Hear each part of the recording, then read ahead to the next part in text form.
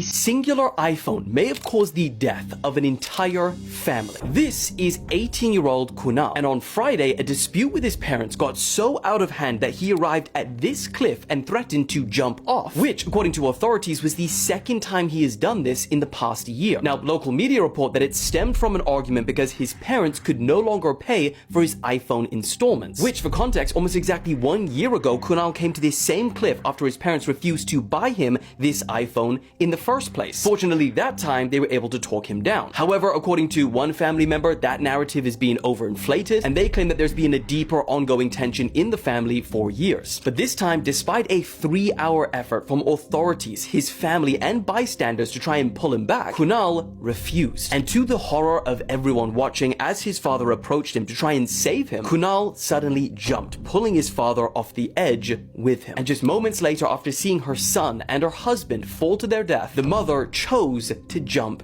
as well. And now the whole family has tragically passed away. Eka abano.